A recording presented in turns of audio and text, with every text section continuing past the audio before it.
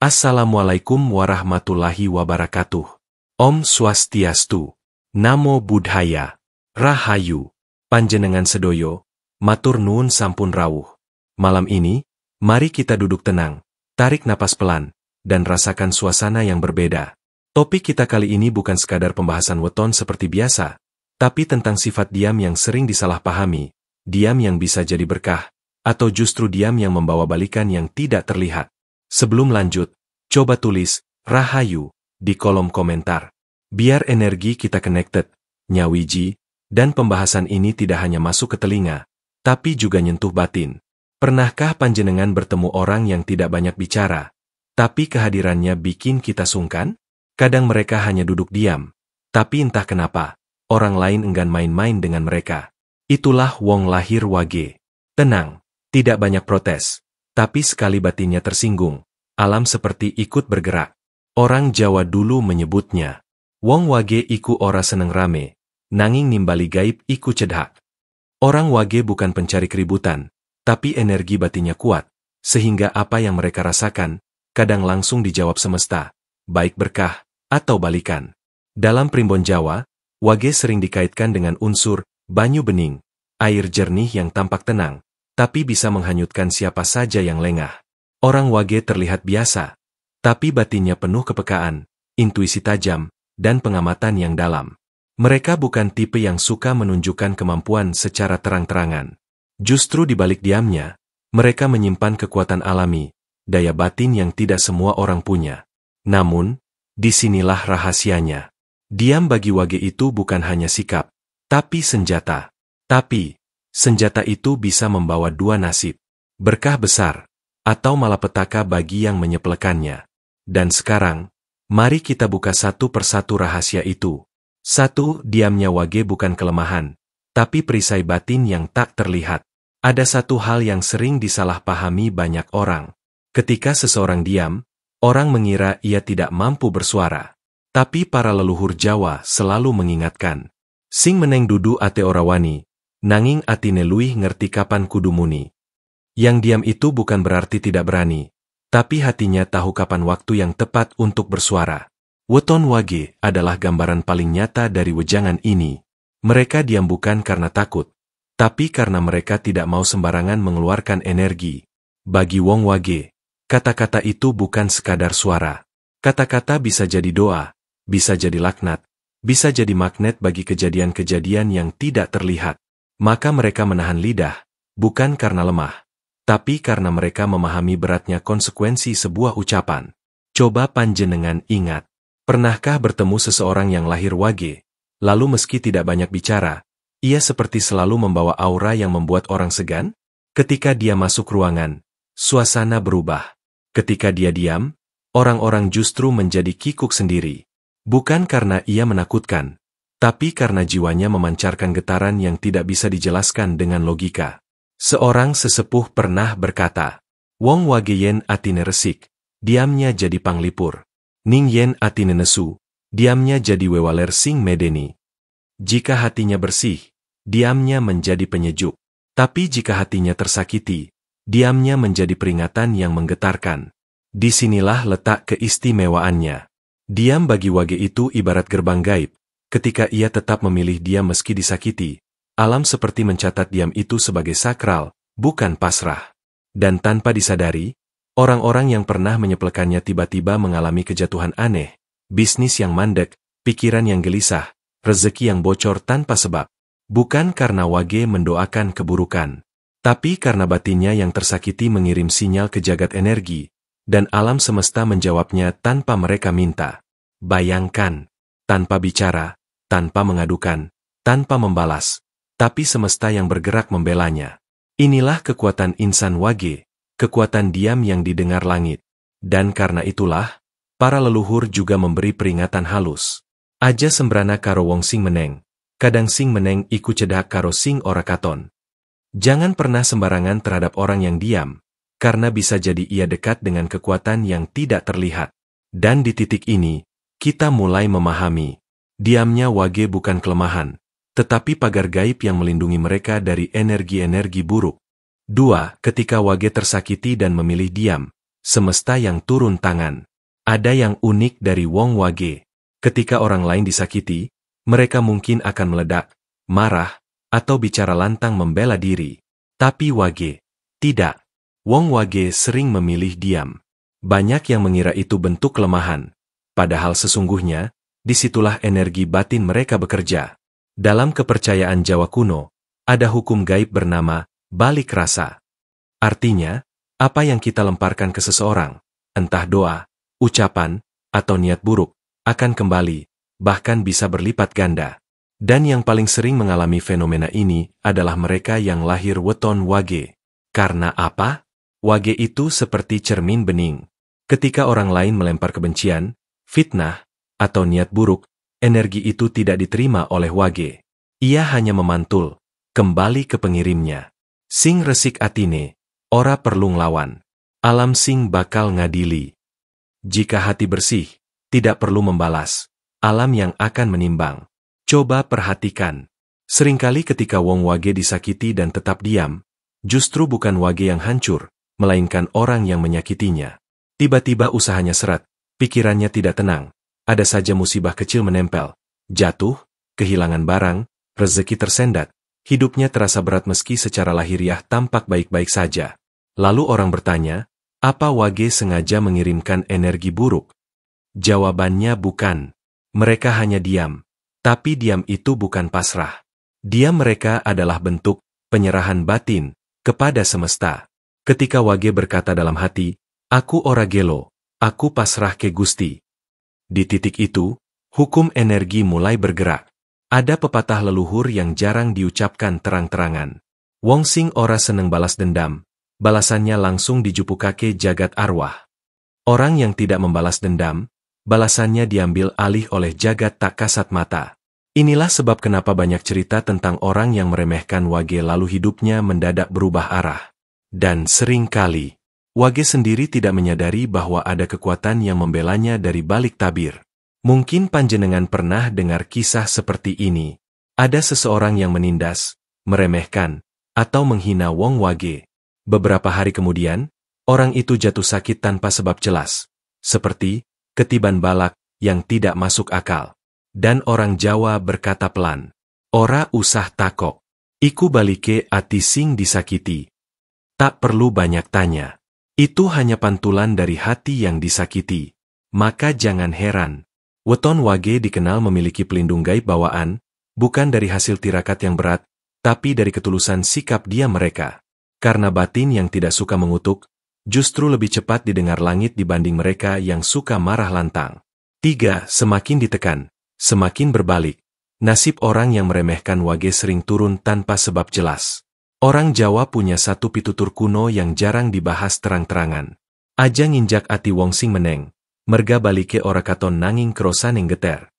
Jangan sekali-sekali menginjak hati orang yang diam, sebab balasannya tidak terlihat, tapi getarannya bisa menghancurkan. Dan pitutur ini paling tepat ditujukan kepada weton Wage. Kenapa? Karena hati Wong Wage itu ibarat tanah basah yang menyimpan jejak dalam-dalam. Jika panjenengan menancapkan pisau kebencian, mungkin Wage tidak akan menjerit. Tapi bekas luka itu akan menetap dan menjadi getaran energi yang perlahan bergerak mencari keseimbangan. Semesta tidak suka ketimpangan. Ketika seseorang menindas Wage, baik lewat ucapan, meremehkan rezekinya, menyepelekan kesederhanaannya, atau bahkan sekadar merendahkan secara batin, alam akan mencatatnya. Dan alam tidak serta-merta membalas cepat. Ia menunggu momentum. Dan seringkali, balikannya datang ketika orang yang meremehkan sedang merasa paling aman dan paling di atas.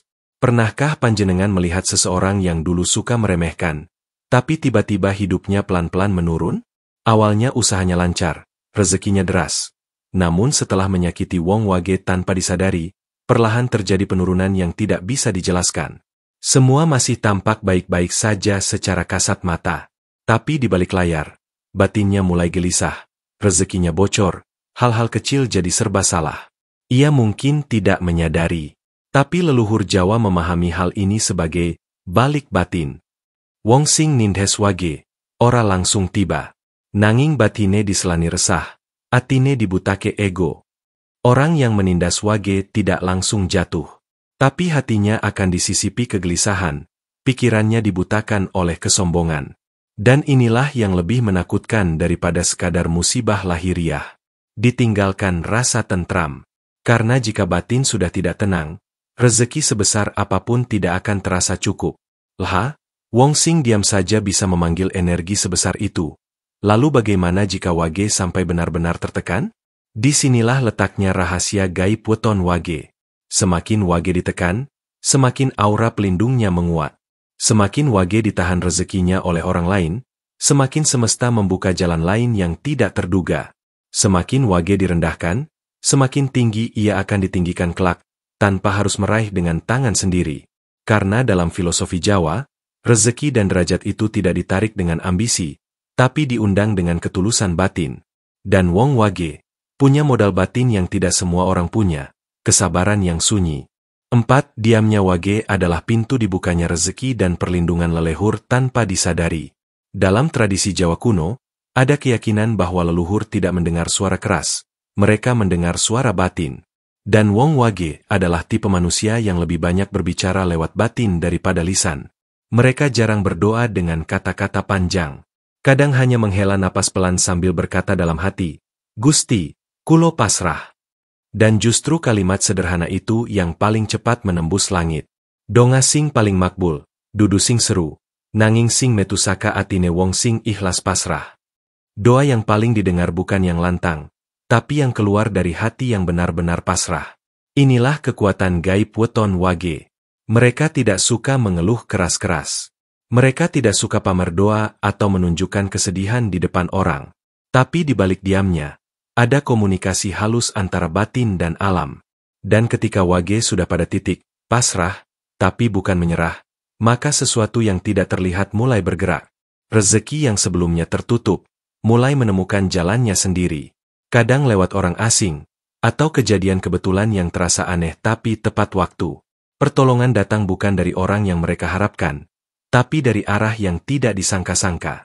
Masalah yang berat terasa enteng, bukan karena hilang, tapi karena batin diberi kekuatan untuk menjalaninya. Orang Jawa kuno meyakini bahwa ada beberapa weton yang dijaga leluhur secara bawaan, dan Wage adalah salah satunya. Mereka mungkin terlihat biasa, hidup sederhana, tidak banyak bicara soal spiritual. Tapi tanpa mereka sadari, langkah-langkah mereka sering dijaga dari hal-hal yang tidak kasat mata. Sering terjadi, ketika Wong Wage akan melangkah ke tempat yang tidak baik, batinnya merasa berat, tiba-tiba ada hal yang membuatnya batal pergi, dan belakangan baru diketahui bahwa tempat tersebut ternyata membawa energi buruk. Atau, ketika mereka hendak bekerja sama dengan seseorang yang tidak tulus, semesta membuat kerja sama itu batal, meski awalnya terlihat menjanjikan. Dan setelah waktu berjalan, barulah mereka menyadari bahwa yang batal itu bukan kegagalan, tapi perlindungan. Kadang sing ora kelakon, kui dudu ora rejeki, nanging perlindungan saka sing ora katon. Kadang yang tidak terjadi itu bukan karena kita tidak berjodoh, tapi karena kita dilindungi dari hal yang tidak terlihat. Disitulah letak keberkahan diamnya Wong Wage. Tanpa banyak bicara, mereka berjalan, diam-diam dijaga. Tanpa mengeluh, mereka melangkah, diam-diam dibukakan jalan rezeki yang sesuai getaran batin mereka.